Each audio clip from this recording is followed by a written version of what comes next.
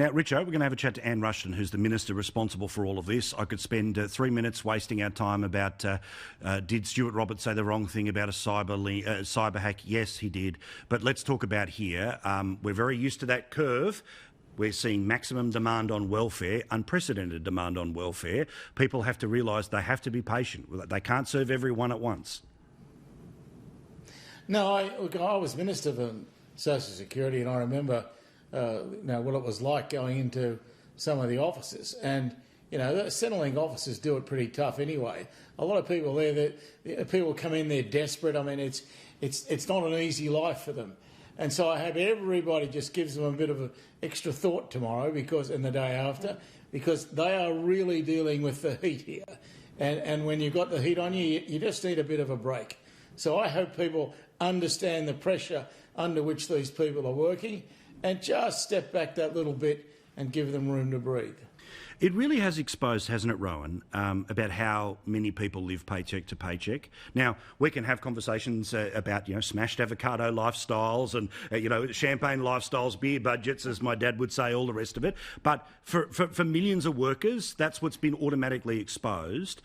There is nothing in the world. I mean, literally, I don't think that's, Apple could have come up with a way to handle 500,000 people in a day, get all the forms filled out and processed. It's going to take a little bit of time. Yeah, and I think this is where the government has done the right thing to start to say, Josh Frydenberg and others, to look at, OK, what are the long-term benefits, get ahead of that, make sure that there is help for people who do lose their jobs. I mean, I heard a statistic today that over 200,000 people in the hospitality industry lost their jobs overnight, and that's just horrific. Or will do, over the next couple of months, and I think it was 88,000 lost it overnight.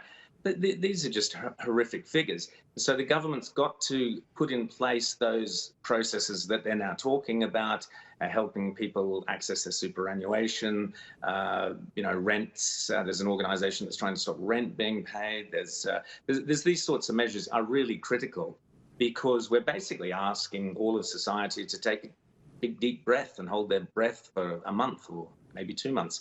But I do think for that reason, it's really important that the government starts to put a timeline onto this, rather than this, we're in this for 18 months, which we may well be. We really need to be going, we're doing hard, fast measures. We're doing them now, and we're doing them for 4 weeks. We will judge at the end of week 3 how effective it has been, and then we'll decide whether we're doing another 4 weeks. But at least give people some hope that they haven't lost their job for 18 months, because they might not have. As I said before, if a town in Italy can get on top of this thing, I'm an optimist that we have the resources, the creativity, the imagination, the charity to help others to get us through this. Jenna, how realistic is that idea that lock it all down, see you in 2 weeks, see you in 3 weeks?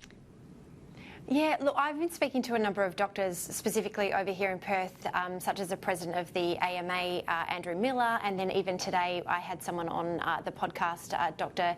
Steve Same. He's a specific cardiac surgeon in a private hospital, and private hospitals have now been brought on board to take care of COVID-19 patients should there be a massive influx.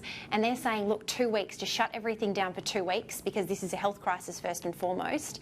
Just think about that, and then they made a really interesting point in the fact that because it is infecting everyone from, we've got victims who are aged in their early 20s all the way through to their 70s, and they're going to need people in their 20s and in their 30s and people like me to be healthy when all of this blows over, to get back in the workforce and really put our back into making sure that our economy can be stronger again. So if we treat it as a health crisis, which I think the government is trying to do, but it's also very wary that we can't let the economy break too much, because there'll be no coming back from it. So it's a really thin line to tread.